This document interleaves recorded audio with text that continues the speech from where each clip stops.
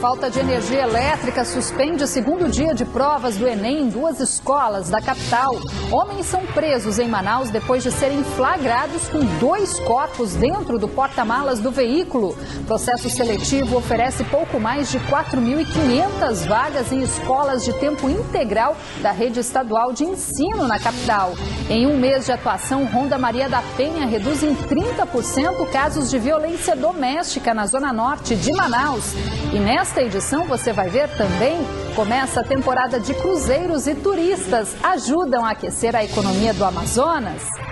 Você acompanha essas e outras notícias a partir de agora aqui no Band Cidade.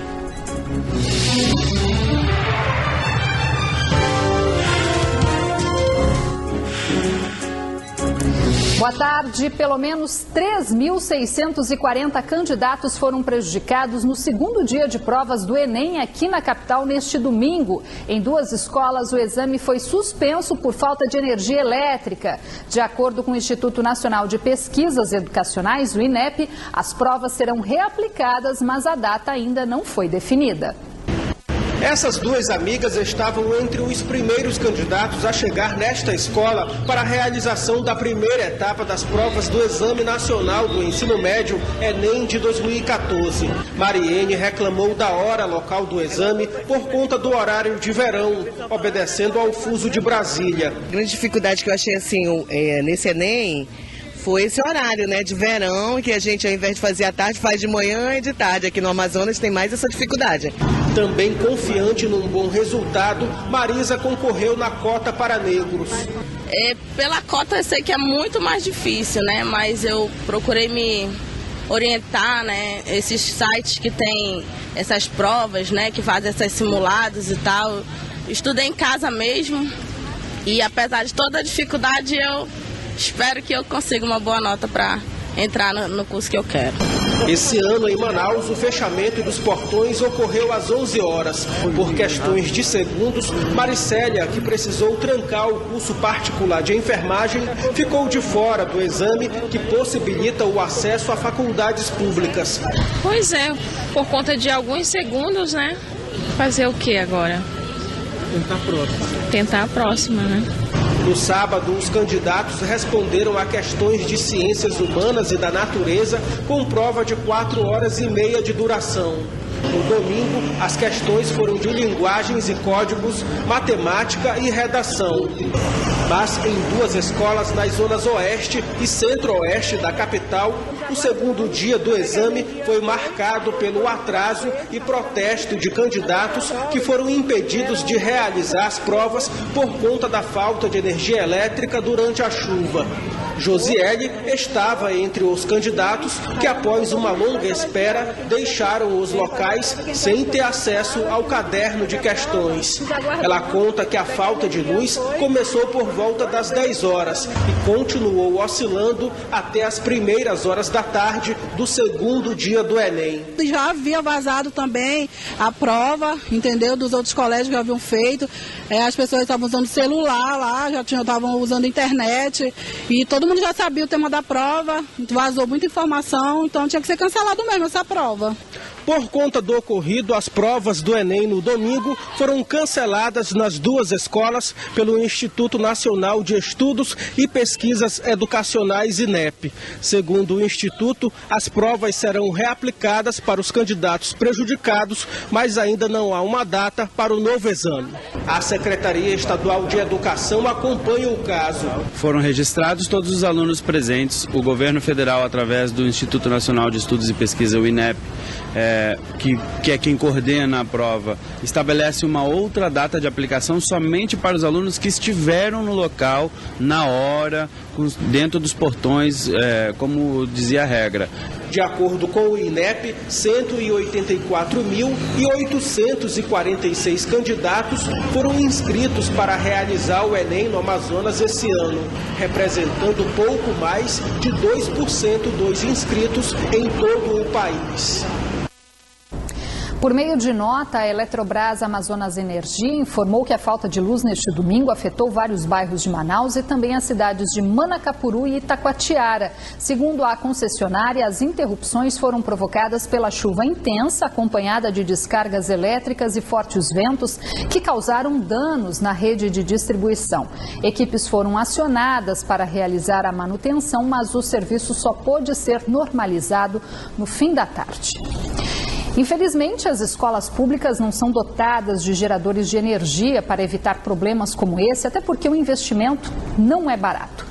Mas é lamentável que a falta de eficiência de serviços essenciais como a energia elétrica ainda causem transtornos aqui no Amazonas. Apenas para refrescar a memória dos contribuintes, que já estão pagando quase 16% a mais na conta de energia desde o início do mês, o tão famoso linhão de Tucuruí, até pouco tempo atrás, era anunciado pela concessionária de energia como a grande solução para evitar as constantes quedas de luz em Manaus, já que interligaria o Amazonas ao sistema nacional. Só que o linhão já está pronto, após investimento de 2 bilhões de reais. Mas a cidade ainda sofre com falta de energia todos os dias, faça chuva ou faça sol. E agora as explicações são outras e até aumentaram. Uma hora é a chuva, outra são os postes derrubados em acidentes, tem ainda o excesso de ligações clandestinas e também as obras para ampliar o sistema de distribuição que exigem desligamentos programados. É claro que todo o sistema está sujeito a falhas, mas o que o contribuinte não tolera mais é ter que conviver com essas falhas diariamente e ser obrigado a acreditar que elas são normais e fazem parte da rotina. A boa notícia é que o fim das obras para distribuir a energia que chega pelo linhão está previsto para o início de 2015. Agora é esperar para ver, ou melhor, pagar para ver. A Polícia Civil da capital apresentou esta manhã 3 homens que foram presos em flagrante neste domingo durante uma abordagem da Polícia Militar. No porta-malas do carro em que eles estavam foram encontrados 2 corpos. Leonardo Almeida de Souza, de 22 anos, Tiale Ferreira da Silva e Marcos Henrique Neves de Lima, de 28, foram presos suspeitos de sequestrar e matar Leandro Pereira de Aguiar, de 26 anos, e Carlos Alberto de Souza, de 34. De acordo com a Polícia Militar, os 2 homens teriam sido executados dentro do carro. Eles estavam com as mãos e os pés amarrados. Uma guarnição da 25ª SICOM recebeu informação aonde estaria esses suspeitos. Ela fez a abordagem no carro e durante a abordagem encontraram as 2 vítimas mortas, amarradas. Com o trio, a polícia apreendeu uma pistola de calibre 380 e 4 munições intactas. Segundo a Polícia Militar, o motivo do crime teria sido acerto de contas. Leonardo já é conhecido da homicídios, a gente já tinha um mandado de prisão expedido para ele, que também está sendo dado cumprimento. Então, eles atuavam principalmente na área sul de Manaus e a gente está vendo a ligação deles com a facção criminosa comandante de Manaus hoje. Segundo eles abandonariam o carro com os corpos dentro, mas também a gente não trabalha com a hipótese de que eles almejariam queimar esse veículo, como já a gente sabe que já alguns crimes foram feitos dessa maneira. Mais um envolvido no assalto a uma agência bancária na Avenida Brasil foi preso neste fim de semana no município de Lábrea, distante 610 quilômetros da capital. Laiton Monteira de Oliveira, de 24 anos, foi localizado na comunidade Paraíso após denúncias de tráfico de drogas ao programa Ronda no bairro do município. Com ele foi apreendido um revólver, munições e porções de maconha. De acordo com a Delegacia Especializada de Polícia, ele confessou a participação no assalto, que teria rendido a ele R$30 mil. Outros 6 envolvidos no crime ocorrido no dia 15 de setembro já foram presos no fim do mês passado aqui na capital. Um 8º envolvido no assalto continua foragido. A forte chuva deste domingo derrubou parte de um galpão no bairro Petrópolis, na zona sul de Manaus. O local foi isolado pela Defesa Civil e o restante da estrutura ameaça cair. João viu o momento em que o galpão veio ao chão. Foi pela volta das 7 horas da manhã, 7h30. Estava dando aquele temporal e a chuva muito forte, o vento forte também. Aí eu estava fazendo limpeza aqui na frente, aí quando foi poucos minutos, eu escutei só o estrondo aqui do lado aqui. Quando eu olhei para lá, era o prédio desabando aí. Aí aquela poeira enorme, aquele monte de gente correndo, o pessoal aqui no beco, todo mundo assustado, né? E trincou tudo lateral daqui, aí o pessoal com aquele medo, aquele alvoroço medonho aqui. De acordo com moradores da rua Crisanto Jobim, bairro Petrópolis, zona sul de Manaus, o galpão foi construído há 30 anos. A estrutura antiga era usada apenas para guardar materiais para reciclagem. 2 veículos foram atingidos. Essa picape ficou parcialmente destruída. Esta moradora, que está grávida de 6 meses, não pode entrar em casa porque parte da estrutura do galpão pode desabar a qualquer momento. A gente não ter o local aonde se localizar, né, devido a isso tudo que aconteceu ontem, esse fato que foi muito triste, né, porque apesar que não atingiu nós, mas atingiu as nossas residências, nem que seja pouco, mas só de fato da gente acordar e acontecer tudo isso, esperando o proprietário, até agora não apareceu. De acordo com o Corpo de Bombeiros, ninguém ficou ferido. O local foi isolado pela Defesa Civil da capital. Ainda de acordo com a Defesa Civil, por conta do desabamento desse galpão, ao todo 15 famílias que moravam ao lado tiveram que deixar as casas porque elas ficam encostadas na parede que ameaça desabar. De acordo com a Secretaria Municipal de Assistência Social, elas foram cadastradas para receber o aluguel social. E confira agora a previsão do tempo para esta terça-feira na capital e também no interior.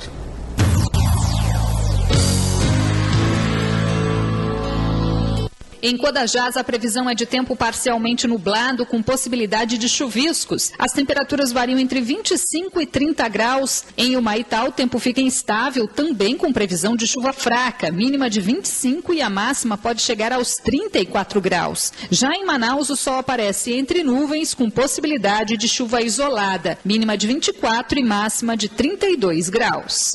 A Marinha do Brasil retomou nesta segunda-feira as buscas às 3 pessoas desaparecidas após uma explosão de uma balsa que transportava combustível no rio Solimões.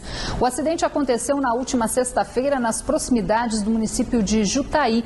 O trabalho é feito com a ajuda de lanchas e helicópteros. Além disso, um navio e uma lancha que estavam em missão de patrulha naval em Coari também foram acionados e estão a caminho da região para reforçar as buscas, com previsão de chegada nesta terça-feira.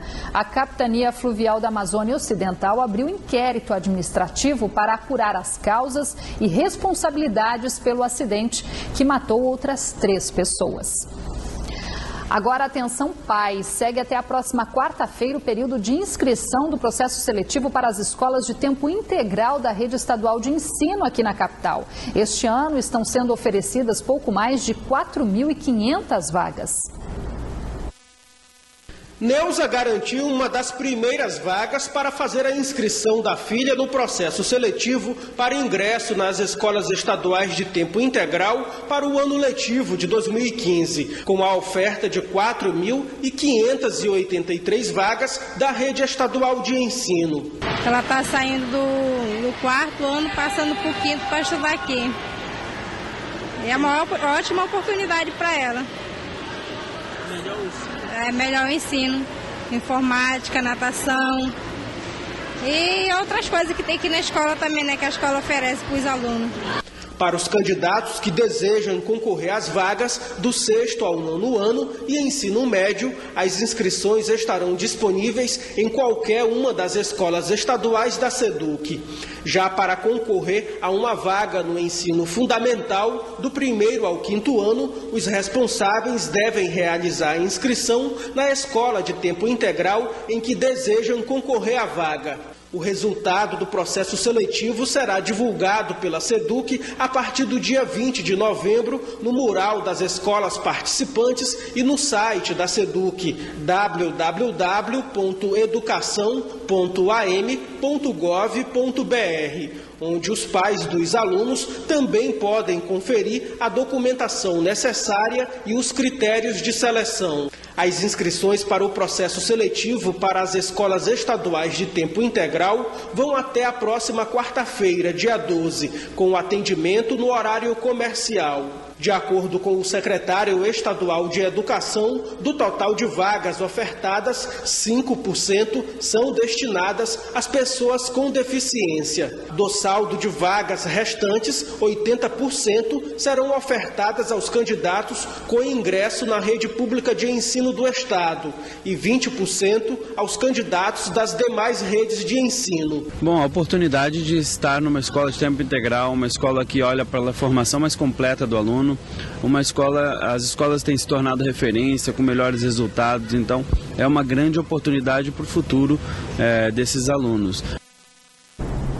Vamos ao futebol. A venda de ingressos para o próximo jogo na Arena da Amazônia entre Flamengo e Vitória começa na próxima quarta-feira. Só que desta vez o número de ingressos será limitado aos torcedores. Os detalhes com Israel Ayasser. A venda de ingressos para a partida entre Flamengo e Vitória, que acontece na Arena da Amazônia no dia 30 de novembro, começam a partir desta quarta-feira, aqui na bilheteria da Arena Amadeu Teixeira. E os preços variam entre R$ 80 e R$ 250. Agora é bom lembrar que cada torcedor só poderá comprar 4 ingressos por pessoa. A medida foi tomada para evitar as filas e os tumultos que se formaram no último jogo entre Flamengo e Botafogo, além de frear a compra de ingressos pelos cambistas. Israel Ayasser para o Band Cidade. Band Cidade está de volta agora com uma dica para quem ainda não conseguiu concluir os estudos. Estão abertas as inscrições para o ProJovem Urbano, o Programa Nacional de Inclusão de Jovens. Vamos agora falar ao vivo com o repórter Israel Ayasser. Boa noite, Israel. Quem pode se beneficiar desse programa? Muito boa noite, Rosimara, e boa noite a todos que nos assistem. Podem participar do ProJovem Urbano, jovens entre 18 e 29 anos e, com detalhe, que não tenham concluído o ensino fundamental ainda. E que traz os detalhes é a assessora de pedagógica do ProJovem, Amazonilce de Freitas. Muito boa noite, Amazonilce. Como os jovens podem se inscrever e quantas vagas serão oferecidas?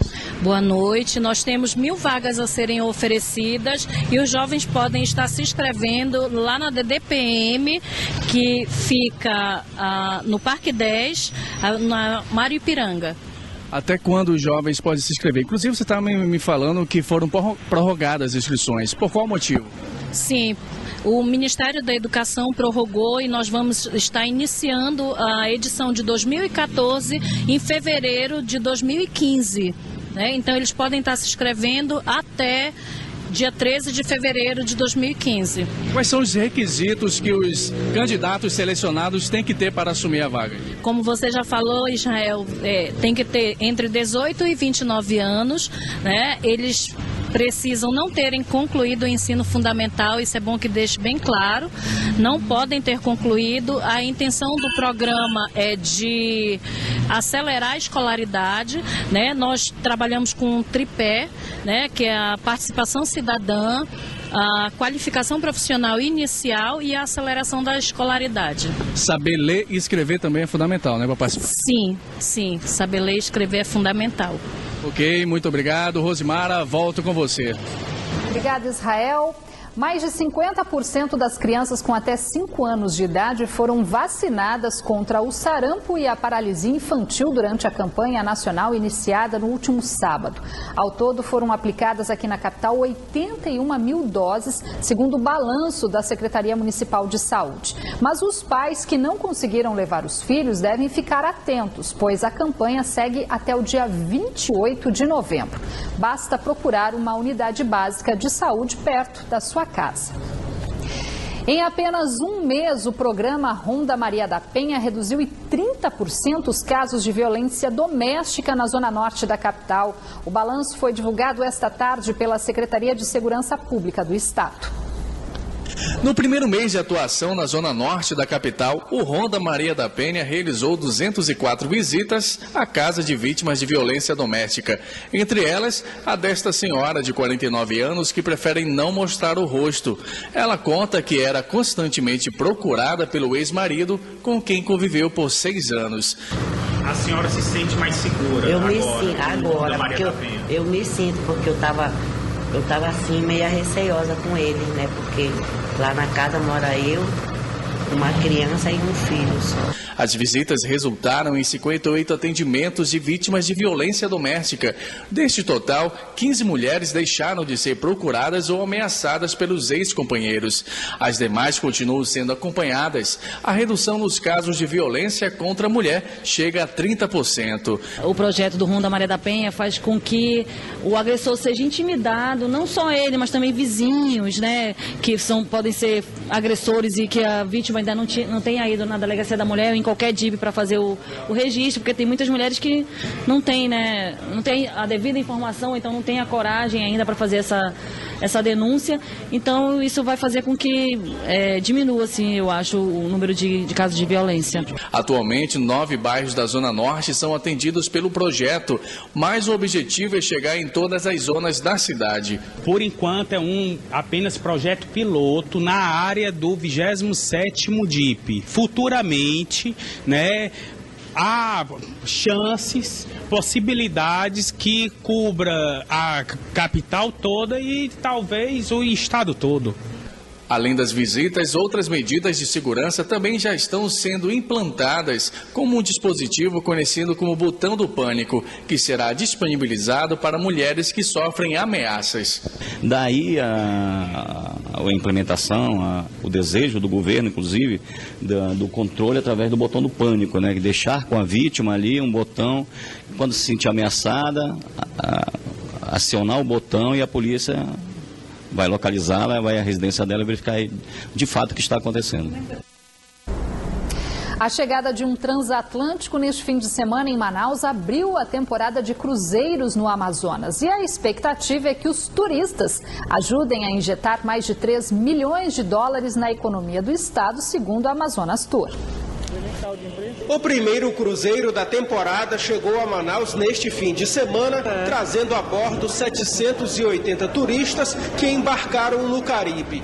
Antes de atracar no porto da capital, o navio fez uma parada em Parintins. Consumo também vai acontecer em Parintins e o motivo dessa parada foi justamente o esforço que o governo do estado fez na promoção do Festival Folclórico de Parintins. Lá em Parintins, alguns atrativos novos, né, como o Liceu de Ofícios, que é uma estrutura extremamente compactada. Estão lá expostos, retrata a vida do boi caprichoso, do boi garantido. Na chegada a Manaus, os turistas receberam guias e mapas da cidade. Esse norte-americano disse que a expectativa era grande para conhecer a capital da floresta e dos rios amazônicos. Estou aqui para explorar Manaus, é a primeira vez que estou aqui. De acordo com a Amazonas Tour, 18 transatlânticos devem aportar em Manaus até o final de abril, vindos da Europa, América Latina e até Antártica, trazendo aproximadamente 15 mil turistas. A injeção prevista é de mais de 3 milhões de reais na economia do estado. O valor é 12% maior em relação à temporada passada, mesmo apesar da queda do número de navios de 19 para 18. Os turistas já vêm com o roteiro na bagagem. O que eles vão levar daqui é que é importante, né? Então eles ficam 3 dias, né? E nesses 3 dias, eles saem, pegam os ônibus, né, no próprio porto, e aí fazem uma série de visitas a pontos turísticos da cidade. Esse grupo foi um dos primeiros a conhecer o mercado municipal de Manaus após o desembarque. Seu Américo, que trabalha com artesanato, já até conhece o gosto dos gringos. O gosto é muito diferente, né? Tem por exemplo, o americano já gosta de coisa em semente, em semente de madeira. O chinês também, aí tem outros que já gostam de natural, aí tem outros, varia conforme a nacionalidade do cabra. Na visita, esse turista aprovou a diversidade cultural da região e se mostrou satisfeito com o passeio. I liked it very much. Só uma correção, né? Eu falei dólares, são estrangeiros, mas eles vão injetar reais aqui na economia. Uma boa noite, até amanhã.